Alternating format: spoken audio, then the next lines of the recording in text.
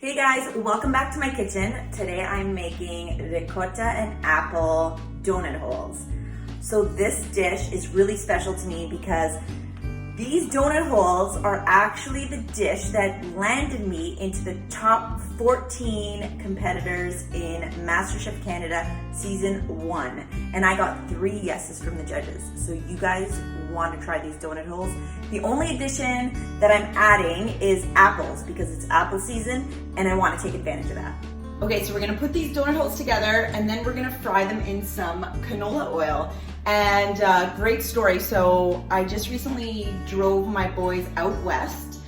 We went on a little road trip this summer and we actually went to go visit some canola farmers. And it was such a great experience because my boys got to see how canola is grown in a Canadian farm with Canadian farmers. And I loved how they got to see how it goes from soil to our kitchens. So that was a great experience that I got to give them this summer.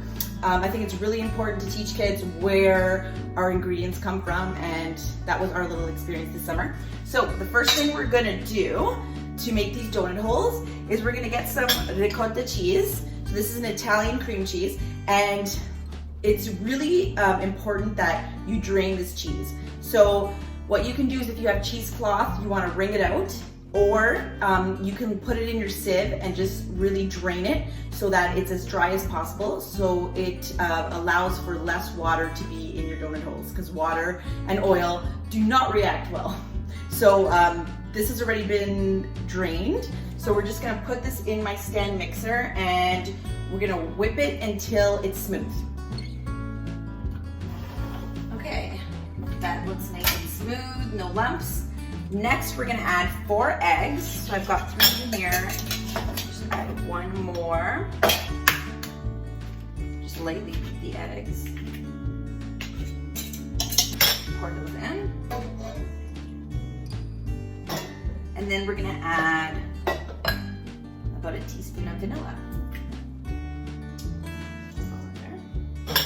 And then we're gonna beat this until it's combined. Next, you're gonna measure 1.5 cups of flour and 1/2 cup of granulated sugar. Then you're also gonna measure out 2 tablespoons of baking powder and have your salt ready because you're gonna need a pinch of salt.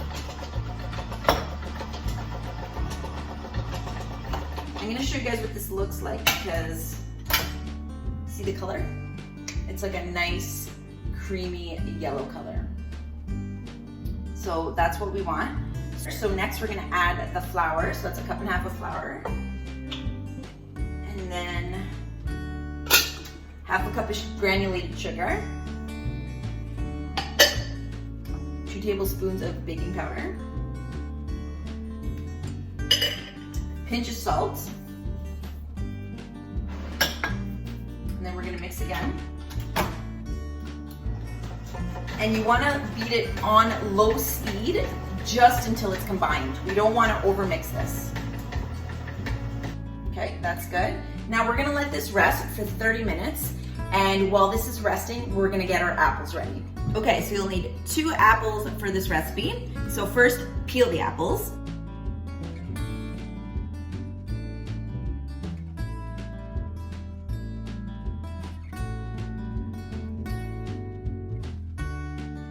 I still see some water in here, so I'm going to do it one more time with another paper towel.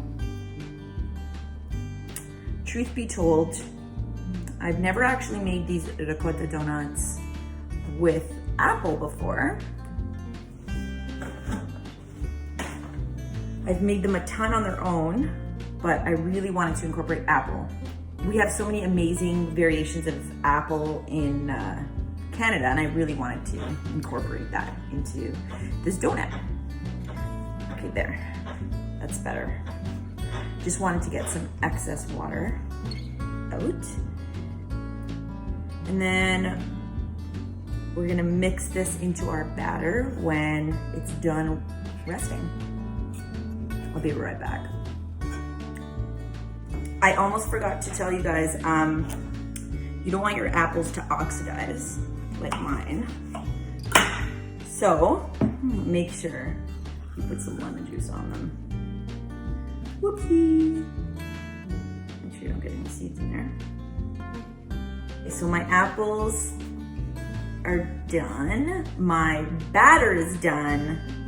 So we want to add these to the batter, and you just want to like fold them in just like really quickly. You don't want to overmix because you don't want to release the water from the apples. So it's really just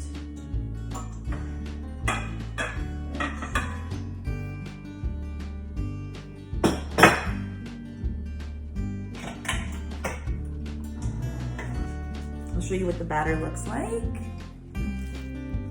And I'm just gonna set up my deep fryer. Okay, so you gotta get your oil nice and hot. So I'm using a traditional deep fryer today, but you can also use like a Dutch oven if you have, and with a thermometer in it. And I usually like to keep it at a temperature of 365. I find that's like the perfect temperature for frying donut holes.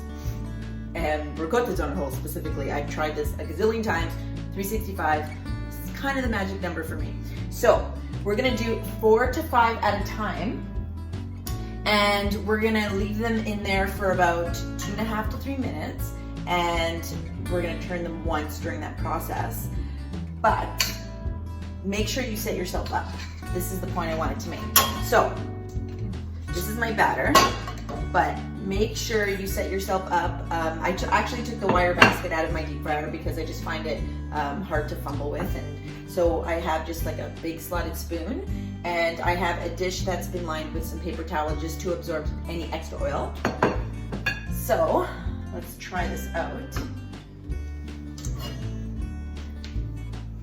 So I do this, so you get a scoop, and then you get another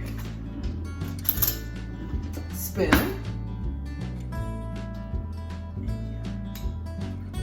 They're not going to be perfectly round because of the apples, but we can try. There's one. I'm just going to do 3 for now.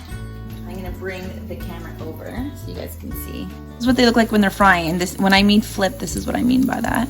See how it's brown on the other side? Getting golden brown. That one flipped. And that one flipped as well. So once these are ready, we're gonna let them cool and drain a little bit, and then we're gonna dip them in this cinnamon sugar that I made. So just get that ready. Also, another reason I'm using canola oil is because it has a high smoking point, so especially important when you're frying. Another great thing about canola is it doesn't have a distinct flavor, so it doesn't interfere with the flavor of these donut holes. So these look like they're ready.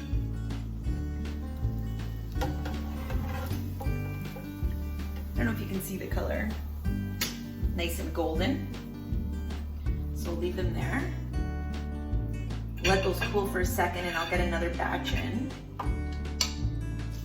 And these are a bit bigger than I normally make them. Because of the apples, I just find like it's better to make them a little bit bigger because you don't have to fuss with them as much. So cooking time will probably be a little bit longer, probably 4 minutes, and make sure you again turn them in between cooking. When you see one side is golden, flip it over with using a spoon carefully and cook the other side. So while these are cooking, I'm actually gonna dip one of the ones we just made into the cinnamon sugar because I really can't wait. I really want to try one. So I'm gonna risk burning my mouth, but you should wait till they cool down. All right. So maybe I should rip it open in front of you guys and make a mess on my floor. So as you can see, they're cooked beautifully inside. Again, keep nailing this one, guys.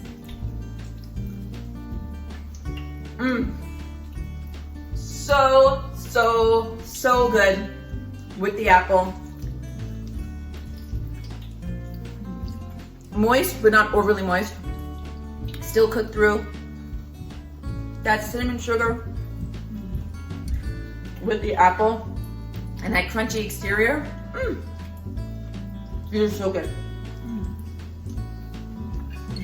You guys have to try these. Now, I'm gonna continue these. I'm gonna continue frying these and let you guys know how many they make because I made them a little bigger. I'm not sure exactly the number, but I'll put it down in the description below. Dean, you gotta come down and try these. Okay, Dylan just said he doesn't want to try because there's apple in it. Someone who doesn't like fruit. Hi, Dean. Come. No, come over here. Let me see if you can see Dean. Can you see Dean? There he is. Okay, here.